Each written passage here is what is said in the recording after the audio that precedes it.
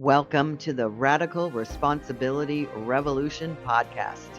This is where we are transforming lives, inspiring you to reclaim your health, your wealth, and the power of your mind. Here we share actionable insights, inviting you to turn inwards and design your life of purpose and abundance. Hello, friends. It's Debbie Dobbins, and this is another episode of Radical Responsibility Revolution. And I'm coming to you with a heart both heavy and lit up. This isn't just another episode. This is my open heart, my full-throated tribute, and my raw call for something better. Because in the aftermath of Charlie Kirk's assassination, something really unexpected is happening. Something extraordinary. And my first thought when I heard that Charlie had passed was absolute heartbreak. My second was a quiet, terrified whisper. Who will carry on what he started? But I didn't realize just how wrong that second thought was. Because what has unfolded over the past week on social media, across nations, in people's living rooms and local churches, and even in the streets of the United Kingdom, is something I can only describe as miraculous. Charlie's Instagram following exploded from 1.2 million to over 12 million.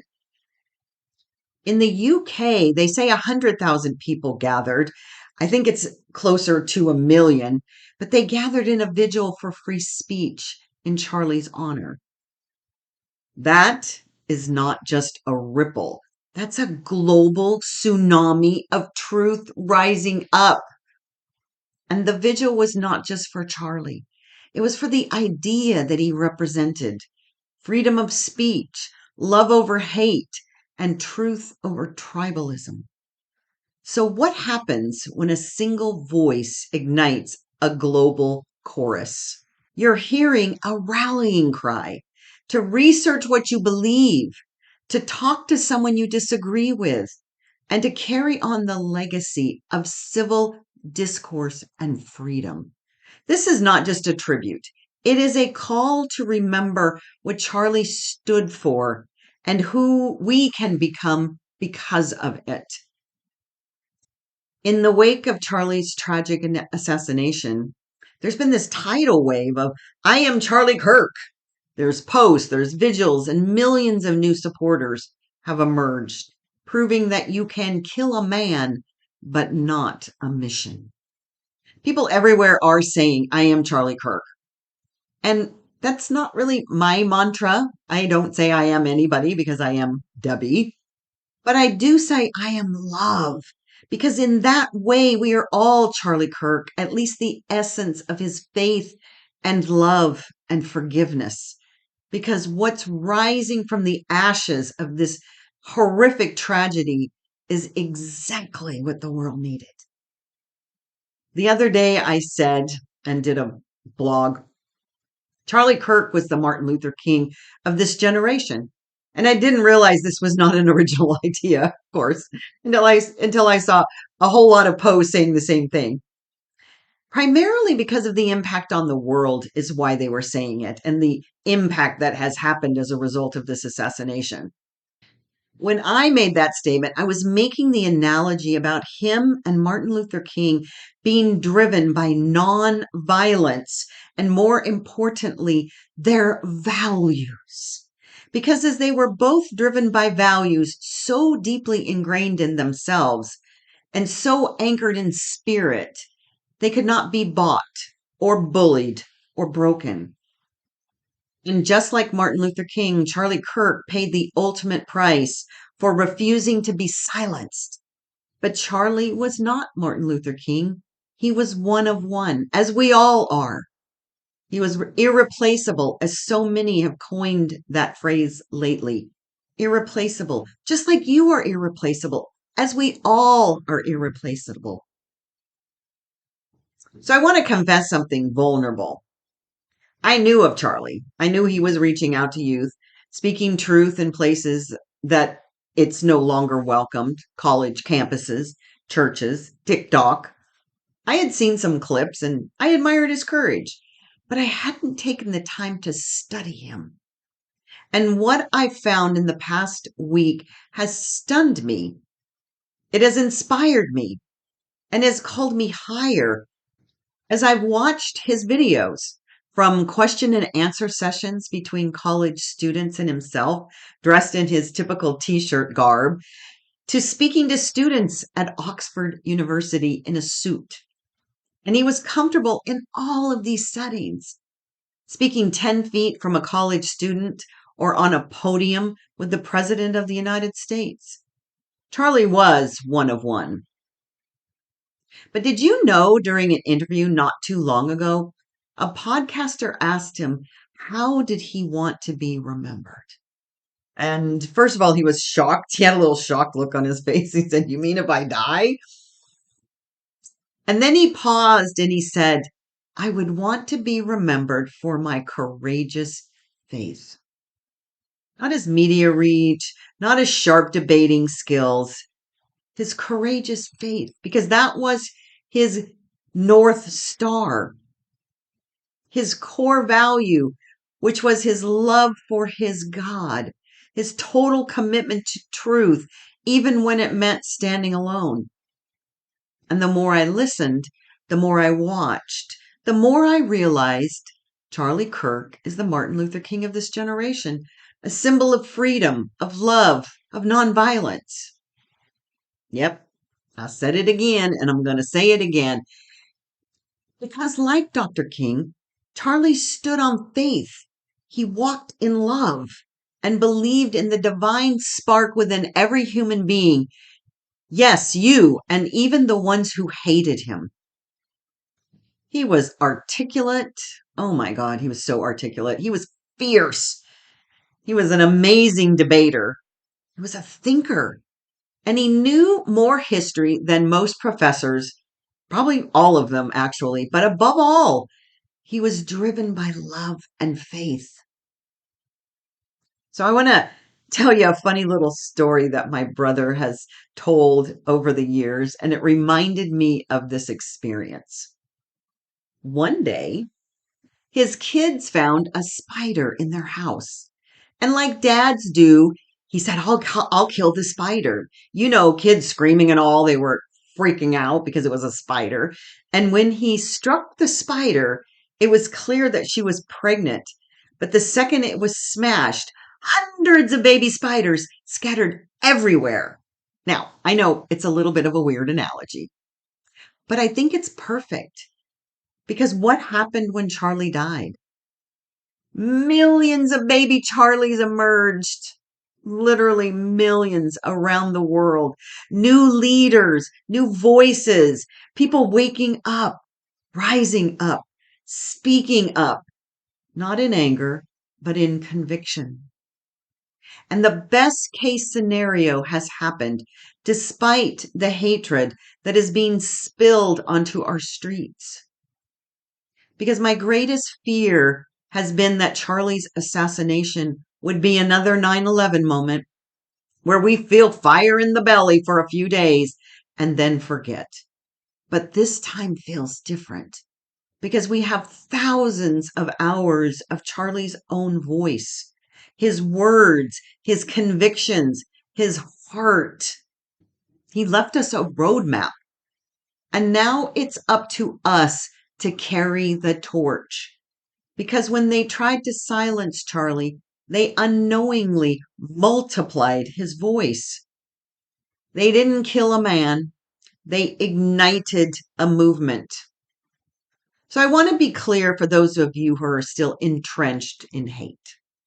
Whether you agreed or disagreed with Charlie and his values, he was a model for standing in our truth and values in a nonviolent way.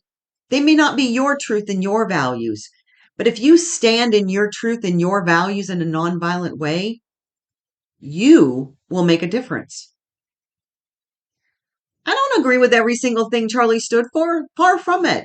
But I do hold him in the highest esteem for bringing open debate, which was the biggest thing that he was able to do. Critical thinking and new ideas to our youth, which have been so stagnated. We cannot create a world of happiness, peace, prosperity, and allow the pursuit of happiness if we cannot talk to one another. So I have a plea. And anyone who knows me, I'm a die-hard country music fan. I was country before it was cool. And one of the reasons I love country so much is because it's simple poetry and oftentimes a message in a very succinct package. I was walking in the park yesterday and I listen to country and I heard these words and I want to share them with you by Luke Bryan. Most people are good. Turn off the screen, go climb a tree. Forgive and make amends. Friday nights are better under neon stadium lights. Love who you love. This world ain't half as bad as it looks. And if you go to the nightly news, your faith in all mankind could be the first thing you lose. So here's my call to anyone listening. Have a conversation with someone you disagree with. Support your beliefs not by yelling louder, but by doing the research so that you know why you have those beliefs. Learn how to critically think, how to debate, how to stand grounded in values, not sound bites. But more importantly, get off your screens and stop watching the news so that you don't lose your faith in mankind.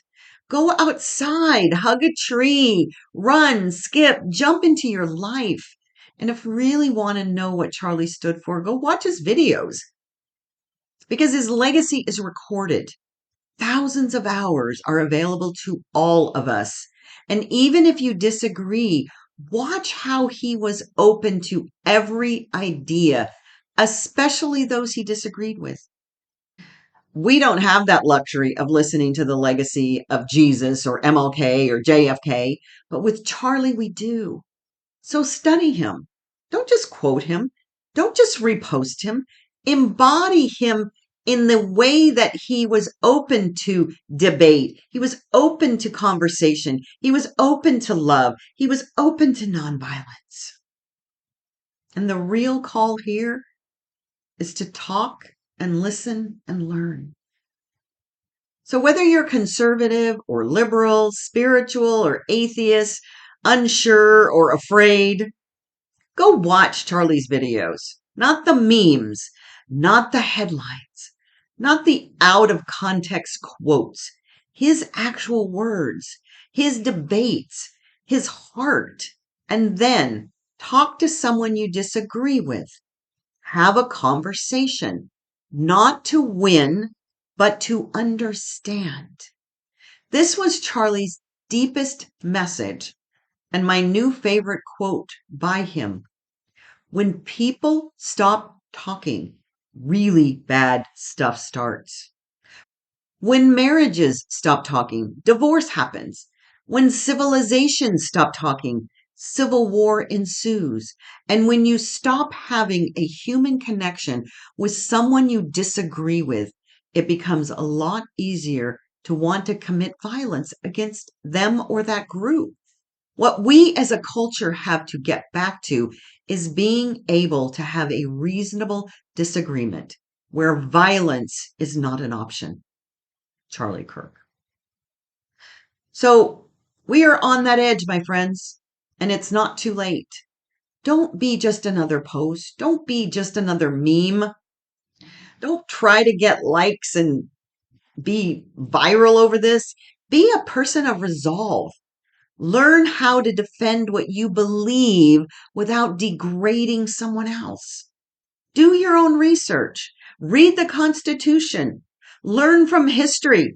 Plato, Aristotle, MLK, Reagan, JFK, Gandhi. Charlie did all of that and has inspired me to do more of it. And above all, stand firm in your values.